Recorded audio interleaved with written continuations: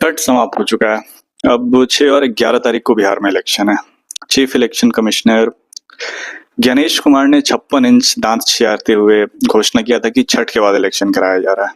छठ का त्योहार 28 तारीख को है और ये बात सच है कि हम लोग भी चुनाव सभी राजनीतिक दलों ने कहा था कि छठ के आसपास कराया जाए। तो शीघ्र कल ही तो हम लोग बिहार से लौटे और जल्दी से जल्दी चुनाव की घोषणा हो रही है। पटनाप्रेस.com की एक वेबसाइट पर एक आर्टिकल है जिसके अनुसार रेलवे का आंकड़ा कहता है कि प्रथम चरण के चुनाव 6 तारीख के पहले लगभग 14 लाख लोग और 11 तारीख के पहले 6 लाख लोग और लगभग 20 लाख लोग बिहार से वापस जा रहे हैं।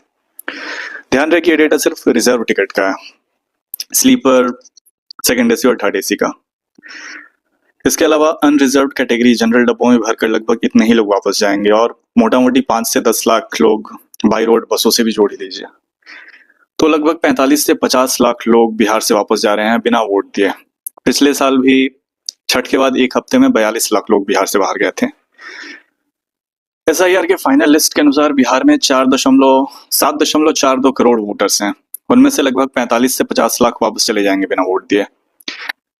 ये 50 लाख लोग जो अपने घर से निर्वासित हैं, जो वापस आना चाहते हैं लेकिन एक निकम्मी नकारी व्यवस्था के कारण वापस नहीं आ पा रहे हैं, जो चाहते हैं कि व्यवस्था बदल दी जाए, उन्हें कितनी धूर्तता से वोट देने से रोक दिया गया है। तो ये ज्ञानेश जी जो 56 इंच चौड़ा दांत चियारते हैं, समझ आता है कि उनका मुंह 56 इंच चौड़ा कैसे हो गया है। हमको लगता है कि हर सरकार में सरकार की रखैल होती है इलेक्शन कमीशन।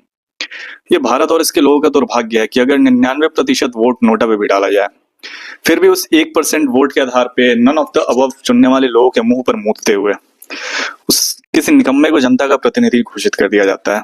जबकि होना तो ये चाहिए था कि अगर किसी कॉन्स्टिट्यूएंसी में वोट प्रतिशत 50 से कम है तो वोट न डालने वाले लोगों को भी नोटा में कंसीडर किया जाए और उस क्षेत्र के सारे प्रत्याशियों और साथ ही साथ उसके सारे परिवार वालों के भी चुनाव लड़ने पर आजीवन प्रतिबंध लगा दिया जाए। जब तक टैक्स पेयर के 10,000 रुपए लोगों के अकाउंट में खैरात में ट्रांसफर करके सरकार वोट खरीदती रहेगी, जब तक नोटा सिर्फ एक बटन होगा, मैंडेट नहीं, तब तक चुनाव लोकतंत्र का महापर्व नहीं, लोकतंत्र का सामूहिक बलात्कार होगा।